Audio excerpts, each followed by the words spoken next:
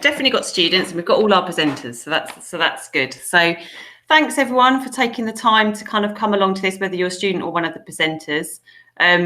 So as it said in the blurb about this talk, was it 28 professions in the civil service? And I certainly couldn't name all of them. So I think this would be really informative, and also to explain a little bit about the different entry routes. So what we thought would be really nice in a minute is I'll get the presenters to introduce themselves and say a little bit about their jobs. Then we've got a presentation that will just take you through the different entry routes. And then so we want to make this as informal as possible in a virtual environment. So do feel free to ask questions. You can put them in the chat if you like, which is I'm sure you've all used before. Or you can unmute yourselves at the appropriate times. And we'll pause for questions if you prefer to do that. So if we could start, so we've got Rachel, Christopher and Abigail. So if you do want to start just by introducing yourselves to the students. Yeah, not a problem. You said me first, so I'll go first. My name is Rachel. I work at the Department for Transport, and I don't work on transport necessarily. I'm in the international team, so I work on free trade agreements and international sanctions, which is slightly interesting. So I am on the graduate scheme, the same as Christopher and Abigail. And this is my first placement. I applied for 3 years to get onto the fast stream, and they finally let me in. So perseverance paid off. Yeah, that's me in a nutshell. Cool. Christopher? Oh, you're muted. I knew I'd get it wrong. I'm on my phone because it doesn't work on my laptop. So yeah, I'm Chris. I'm also on the graduate scheme, the civil service fast stream. I'm on a different scheme to Abigail and Rachel. I'm on the project delivery fast stream, which is a bit of a focus on implementation and has some qualifications that you do alongside it. So that gives you some flexibility if you're not sure about civil service and want flexibility to take qualifications outside. So I did history and politics at university and applied straight out of university to join the fast stream. And I'm now in my 3rd posting, so my 2nd year of my scheme. And I'm working for the NHS in South London, organising leg surgery and sort of vascular vein surgery, which I'm quite enjoying. Cool. Yeah, cool.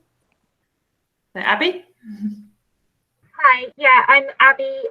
I work in the Cabinet Office, which is technically the centre of the department, and I look at planning and performance across all government departments.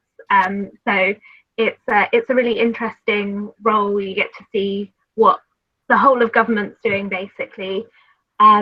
And before this is my first role in on the fast stream, and before that I worked in a different government department. I worked in the Foreign and Commonwealth Office on human rights policy, which was also really interesting.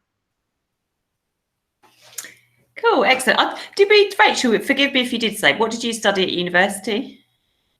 History and politics too. It seems to be the degree of choice to the social sciences to get into working in government. So yeah. Okay, excellent.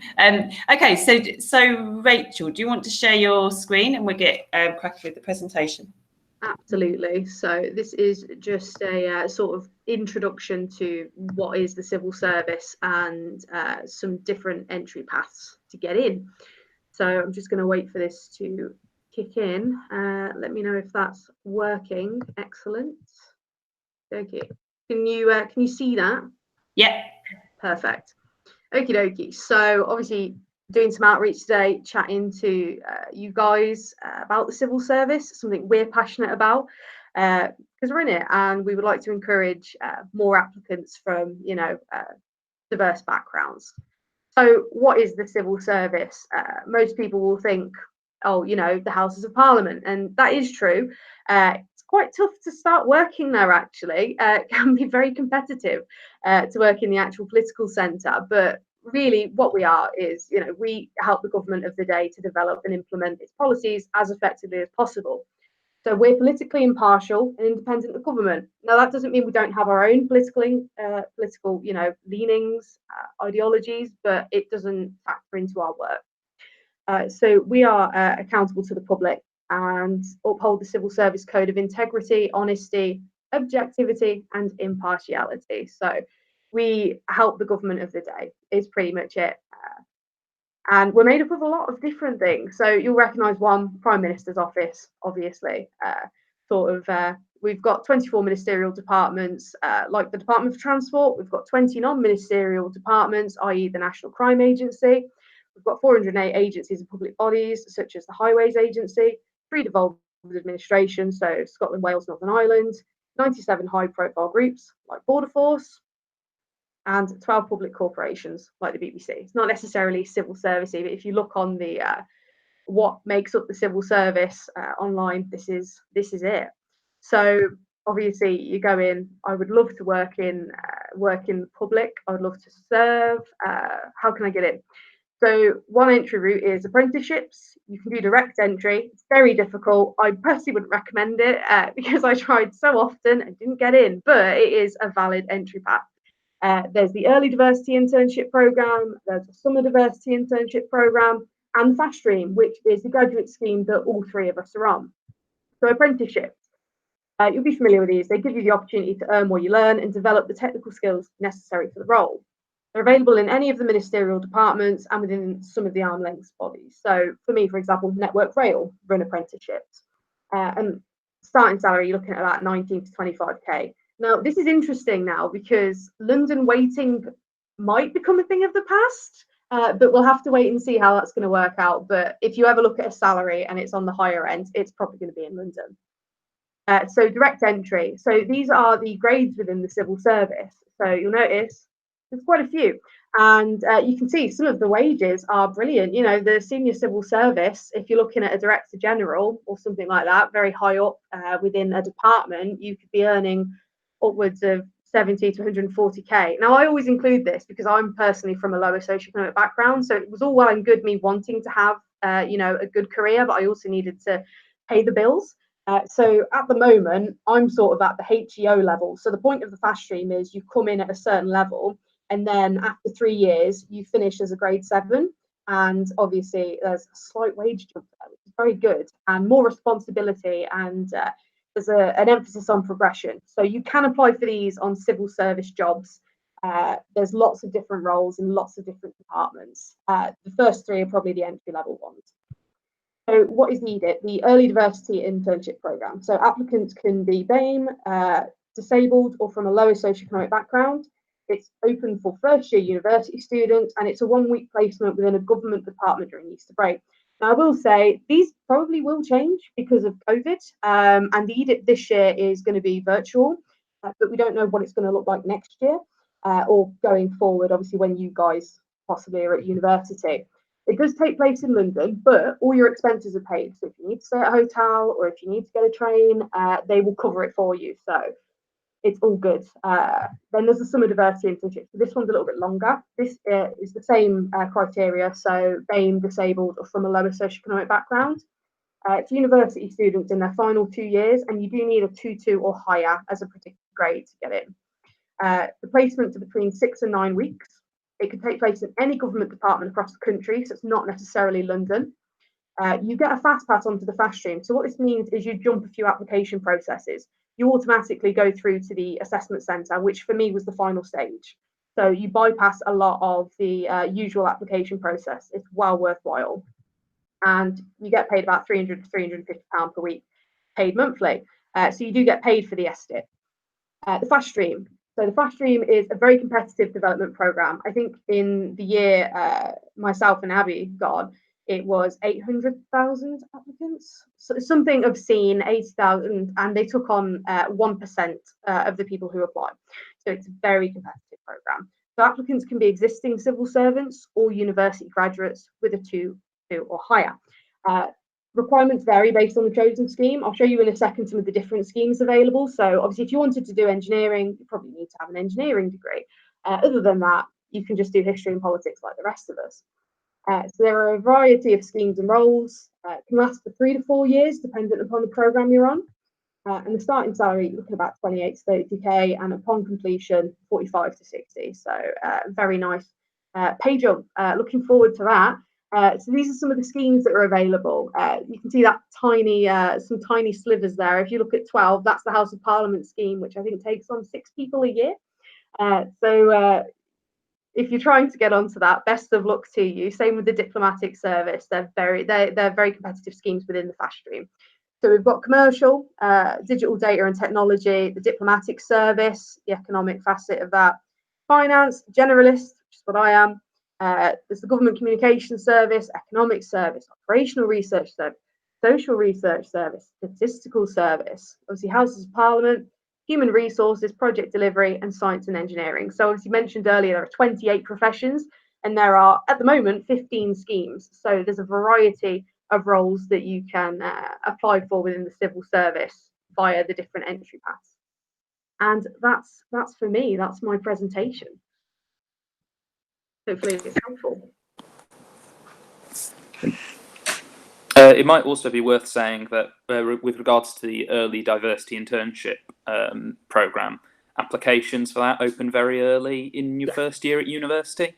So while I was definitely not looking for internships when I first arrived at uni, if you are in year 13 and going to be starting university in September, it's something to look at sort of kind of straight away, or maybe before you go when you've got a bit more time, because the application's not that strenuous, but you do probably need to put it in September in order to be considered for the week in Easter.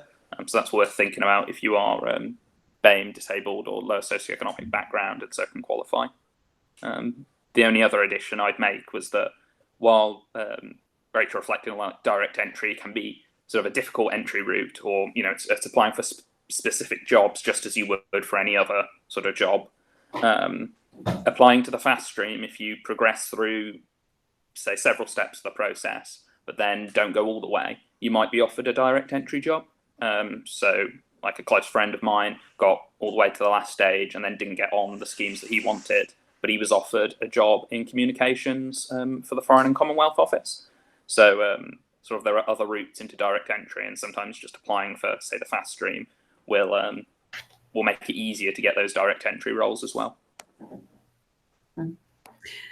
Thank you, all of you. Right, so I'm happy to take questions, but I have had some questions sent to me by email. So the first question is, would you recommend working for the civil service?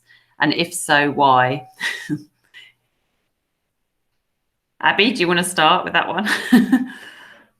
Sure. I would definitely recommend it. I have worked for the civil service for 2 years now, and the range of different jobs and projects that I've been able to do has been really interesting. You get to see so much of behind the scenes of what you actually read about on the news and things like that, and it's really fascinating to see what goes on kind of behind the scenes.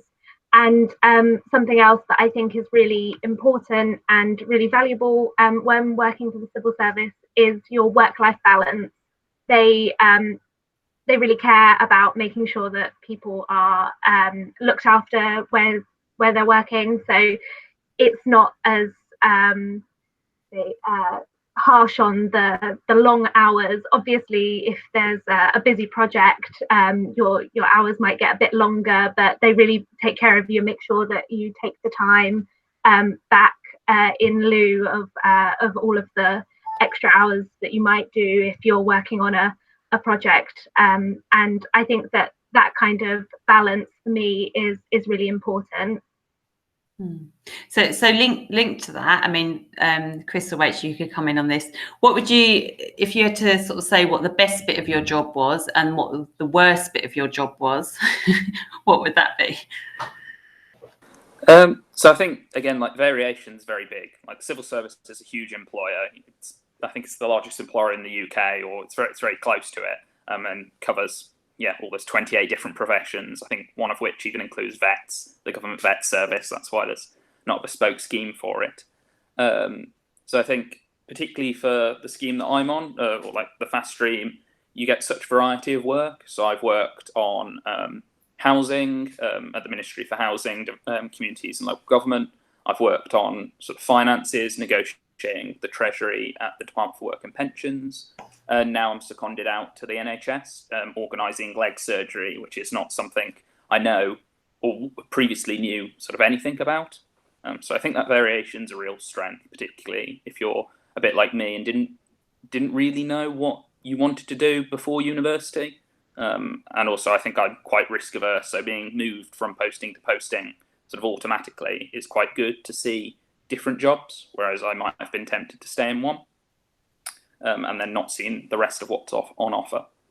I think, but in some ways that could also be the worst aspect, in that I really enjoyed my work at the Department for Work and Pensions, negotiating with Treasury and sort of talking about how to promote employment and sort of support the labour market.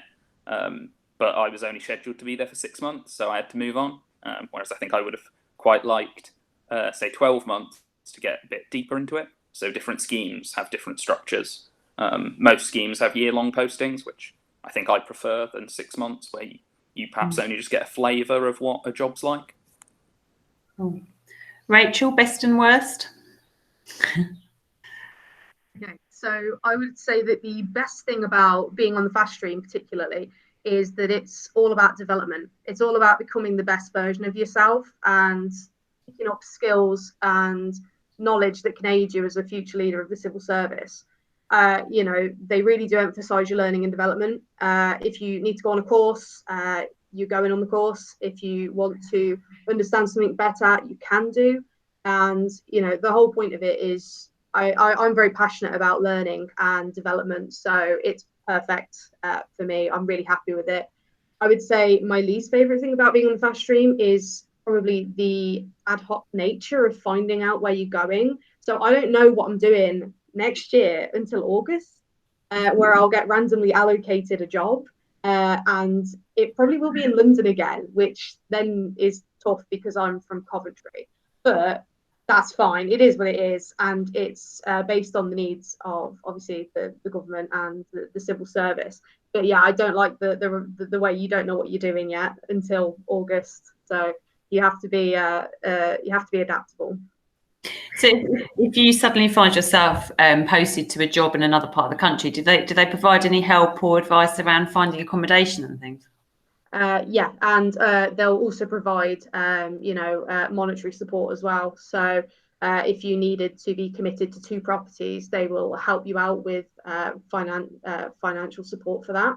And they do provide a lot of advice, but they take it into consideration. Like when you sign up for it and get a place, they'll say, oh, where would you like to be? Do you want to be in London, the West Midlands, wherever? But sometimes you can just get allocated, somewhere. And if you really were unhappy with it, you could raise it with them.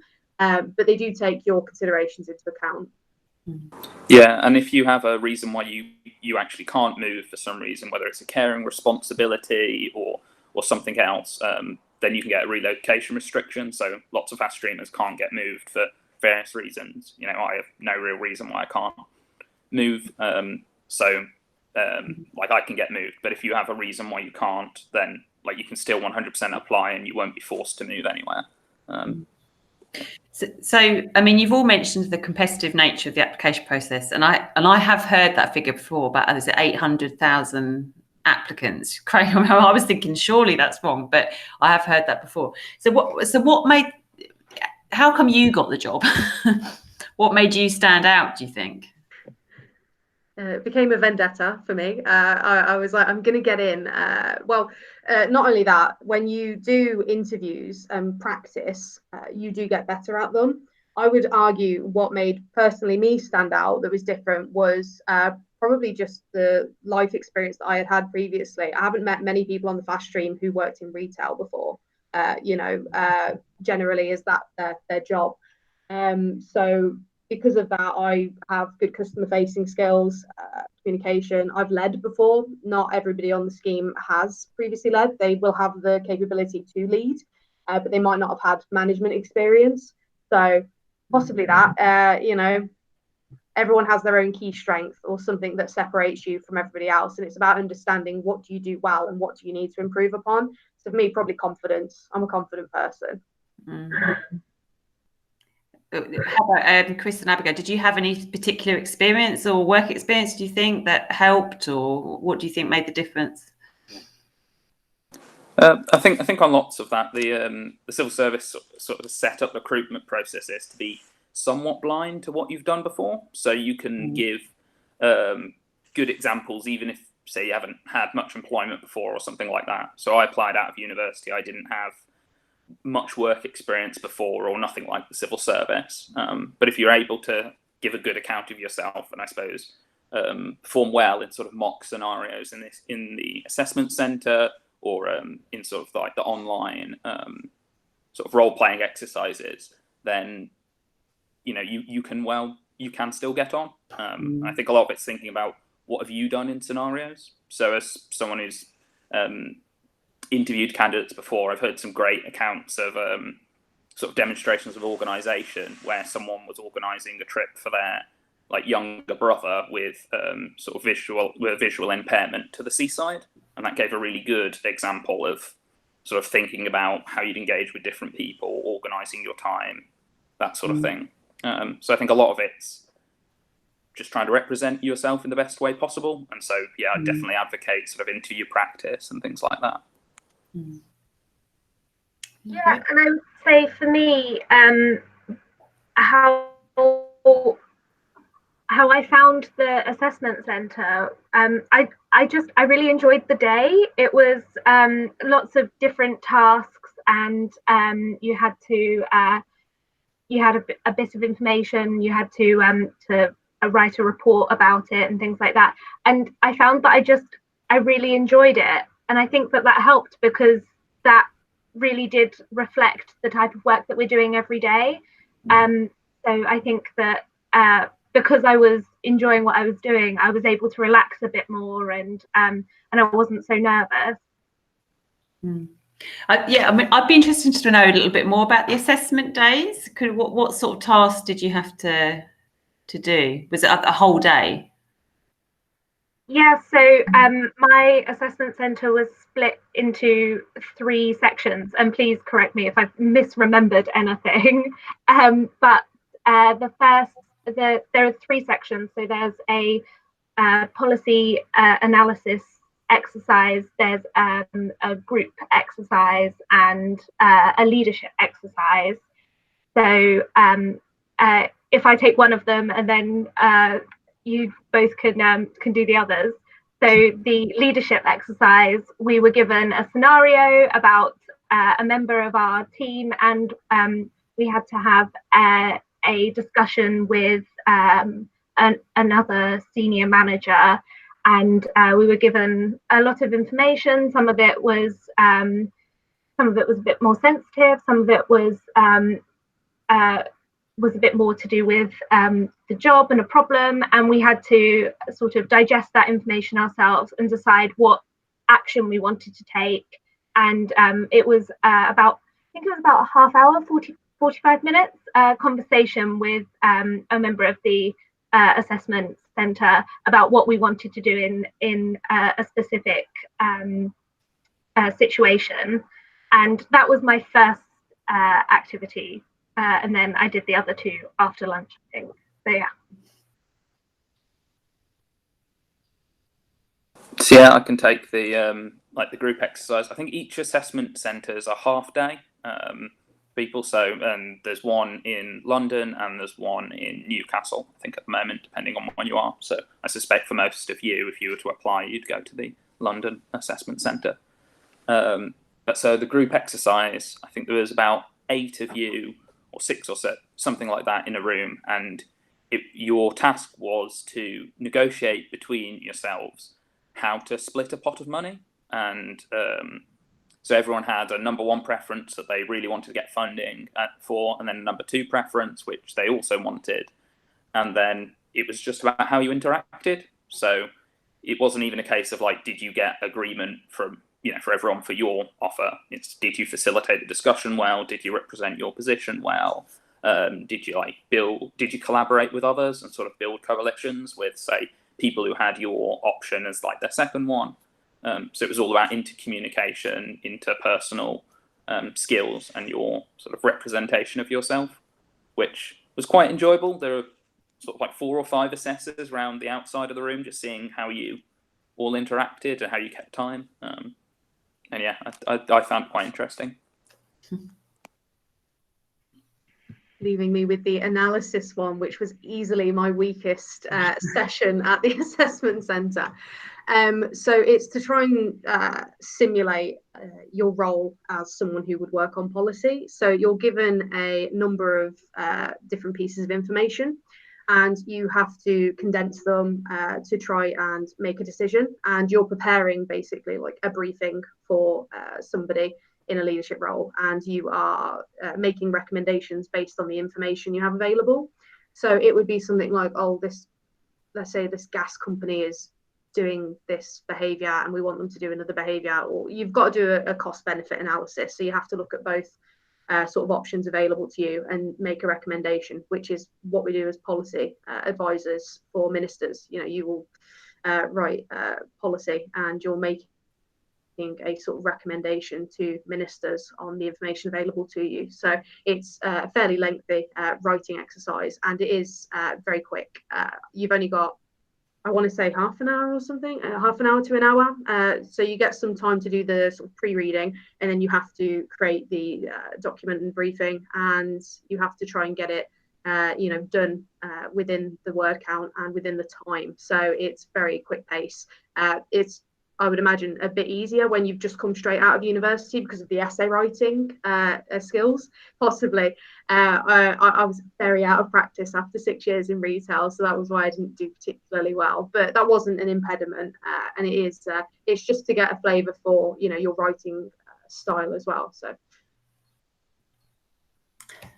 Cool, thank you. Right, so I've asked loads of questions and I can carry on, but does anyone want to ask a question? You can put it in the chat, or you can unmute yourselves.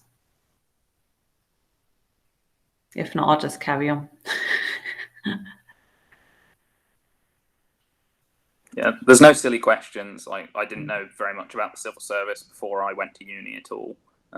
It's something that the fast stream I'd only ever heard about while at uni, so there's no silly questions. We'll do our best to answer anything.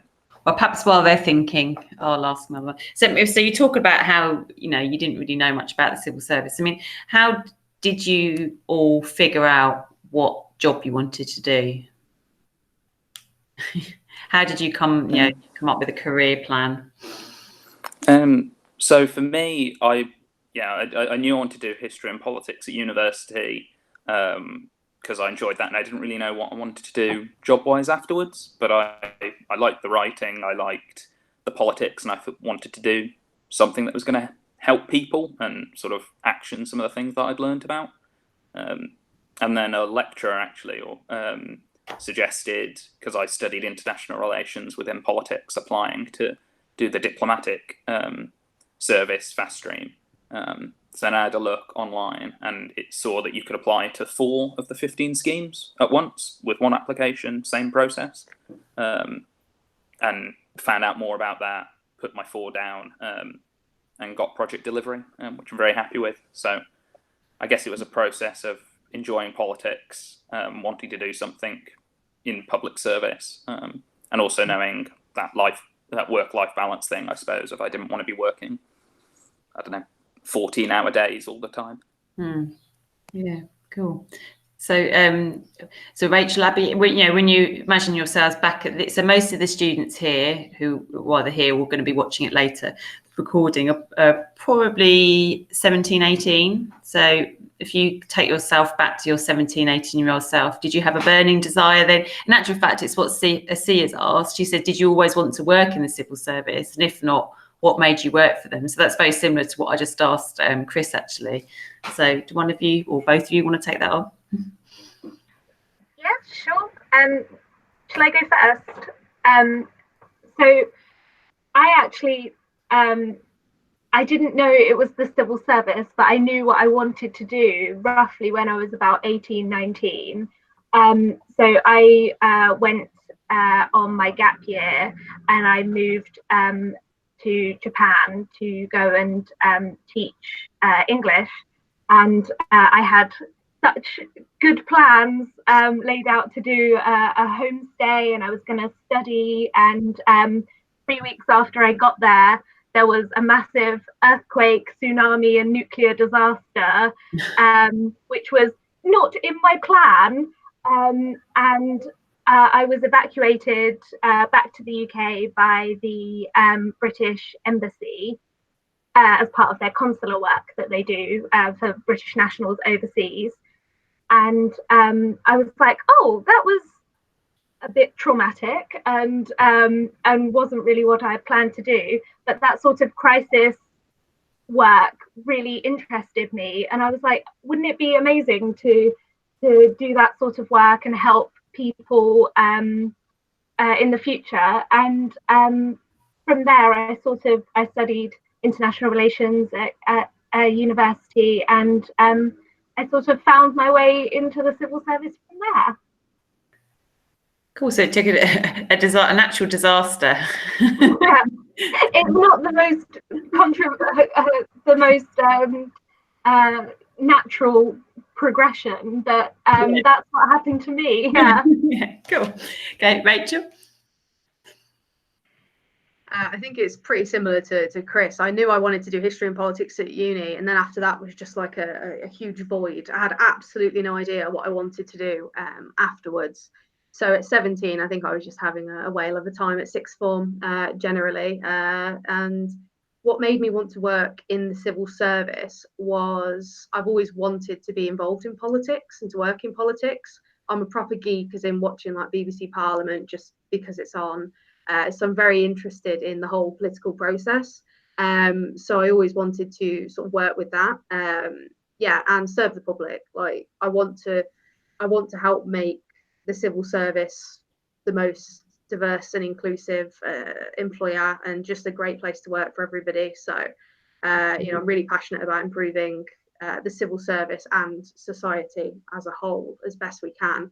I just wanted to serve people, and as mentioned, it was a personal vendetta to get on eventually, because in my experience it was really tough to get in through direct entry. It is possible, absolutely, but yeah, I really couldn't do it, but for whatever reason eventually I got through the fast stream process. So So, brilliant, thank you. So we've got a question from Joe. Was actually focused on the apprenticeship route. So I don't know whether you know a little bit. You're less familiar with that, aren't you? And unless Nathan wants to come in on that as well. So how competitive are the apprenticeship schemes? Are they as competitive, would you say, as the fast stream, or do you have any comments on that? So I'll give it a go, although Rachel and Abigail, feel free to chip in, because my knowledge is somewhat limited. So I work with quite a few apprentices at the Ministry for Housing, and from what I understand, there are different apprenticeships in different areas of the civil service. So you might be able to apply through certain providers or certain areas. So it says like available in any of the ministerial departments and arm's length bodies.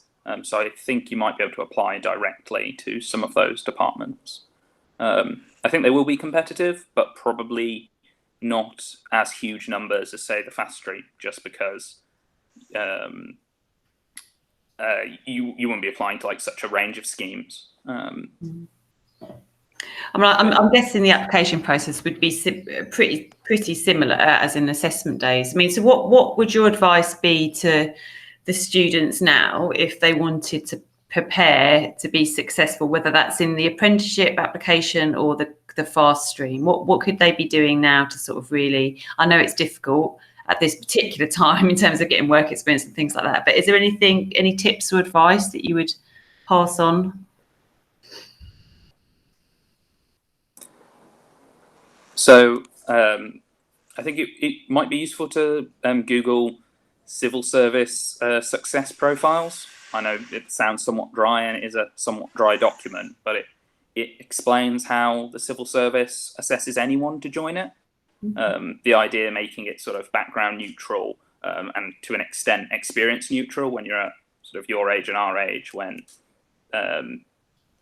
it's less about what jobs you've done before, and try and think about what sort of examples you have for, say, some of the behaviours that they try and assess, so like communicating and influencing. So when have you persuaded someone, and sort of how did you go about it, and try and break it down as much as possible? Or when did you really think about the big picture and think about like the context of what you're doing, and how did that influence how you acted and how you did your work? So I try and think about some of your best examples, which could be from work, from school, your home life, or like say sports clubs, and try and think about those and how you tell them to an interviewer.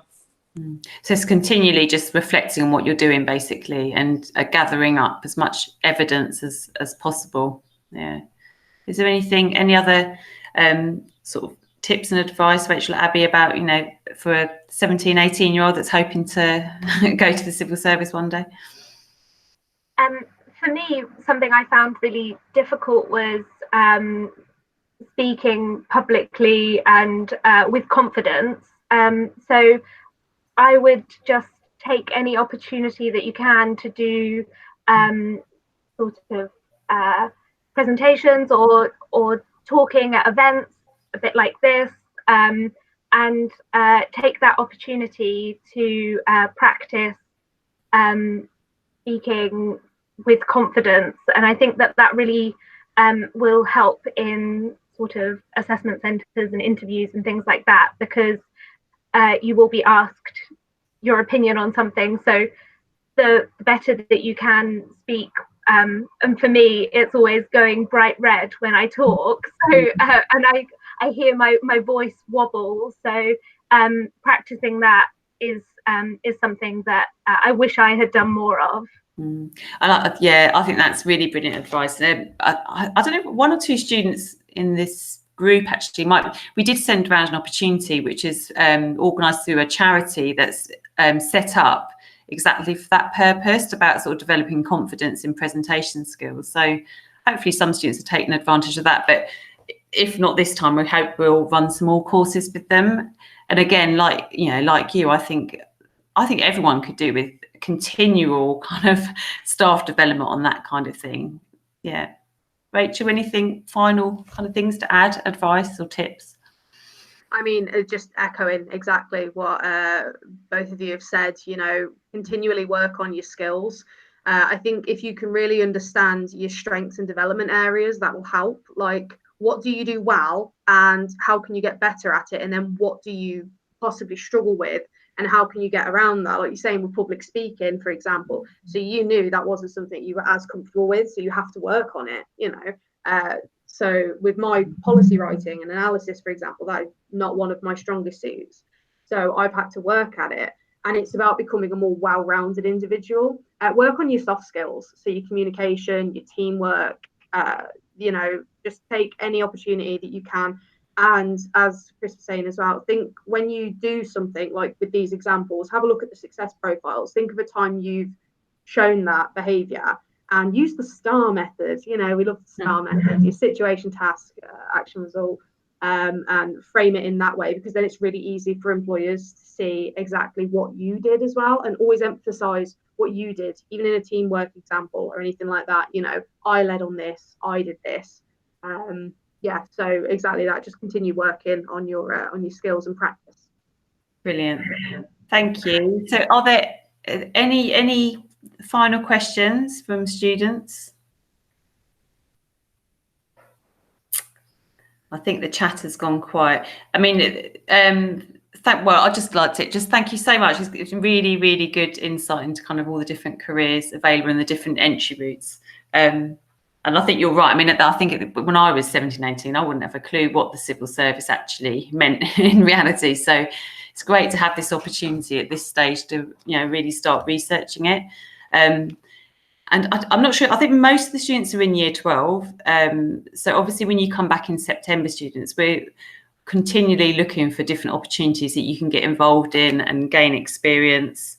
I think the students here are probably ones that do engage with our weekly newsletter, the Get Ahead News, but do keep reading your emails. It's really important because then you can snap up these different opportunities. But thank you so much, Rachel, Abby, and Chris, and Nathan, and Helen's here as well. I'm sure you are all incredibly busy at the moment, so you've got lots of thank yous coming in from the students as well. Oh. It's a funny squeaky noise. So thank you very much. So if there's nothing else, we'll sign off, and I shall share the recording with the speakers. So thanks, everyone. Okay, thank you. Is someone trying to speak? Sorry. I don't know. Beginning with a S, Samir, maybe, or not? Well, if the students want to go, if they've finished, and then we'll just hang around just in case.